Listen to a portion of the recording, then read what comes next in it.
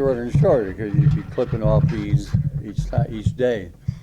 So that was our way of keeping track of how many more days we had before we left. Actually, leaving the ship was kind of anticlimactic. It was, you got your orders, you had your orders, your sea bag, all your worldly goods were in your bag, and you went up to the officer of the deck and say, request permission to depart, and they give you a salute the flag, and walk off. I don't remember who picked me up or how I got home exactly, but maybe my wife remembers. I don't know. But I was going to ask you how your homecoming was. Do you even remember? Was there any family waiting for you, or? I honestly don't. I'm sure they were. I'm sure they were waiting, but we didn't really have a big celebration or anything like that. I probably had more fun with my my guy friends from school. Some of them were in college. One guy was in the Marines, and we got together later on to celebrate. But I had already started to prepping for a job because were we engaged at the time? I have to ask the other half here. Okay, I guess we were engaged. We didn't want to get married in the service. Navy is very hard for marriages in the service because you're away so much. Anyway, we were engaged, and so I had to get a job. I had to support us eventually when we got married. So I had already sent out resumes, and I had interviews with companies to have a job, and I got a job right away because I had technical skills. I was literally qualified as a technician to repair equipment and things like that, so I had no problem getting a job. But I would give that kind of advice to any of the youngsters if they're not going right to college or anything. If you're getting out of somewhere, start looking for a job right away. Don't waste any time. And when you got out, you said you got a job pretty much right off the bat. Mm-hmm. Did you develop any close friendships with people in the Navy that you possibly still keep in touch with, or did keep in touch with for periods of time afterward? Yeah, I had one very good buddy. He was a sonarman with me. We went through sonar school together. My friend Dave lived up in upstate New York. Excuse me. And he and I kept in touch over the years. He just passed away a couple of years ago, and we still keep in touch with his family. You make a bond.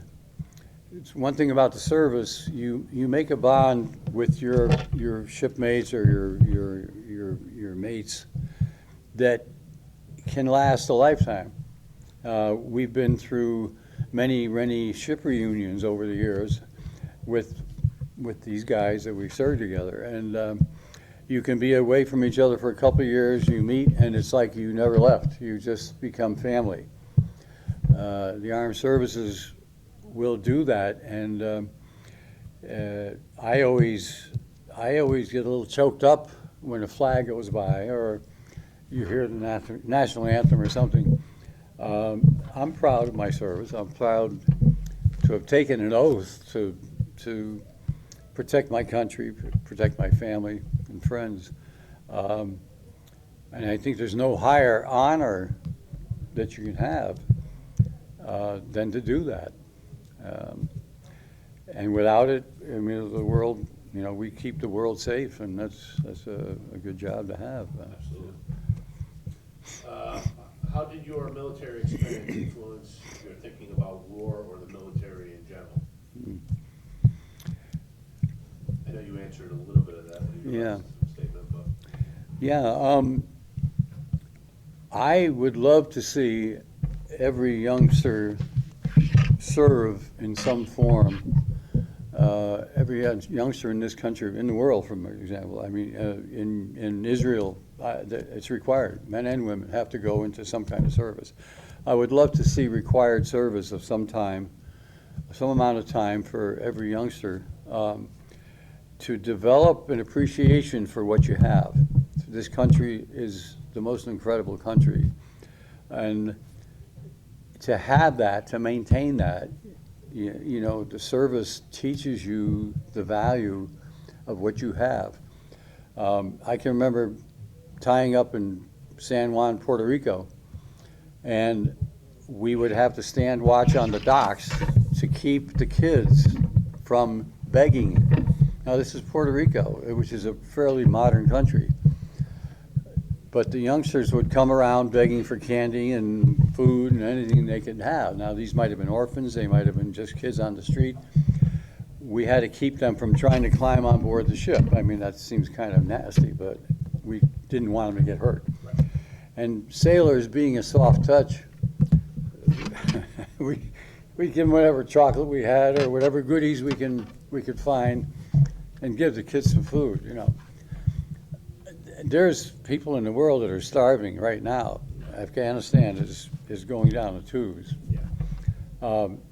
There's incredible pain there, and we have so much. I believe that we have to be strong to stop the bad guys. And even though I don't believe in killing and shooting, and this is history, unfortunately, I think you have to be strong to be able to maintain that protection. I agree. I was going to divert a little bit, Mike.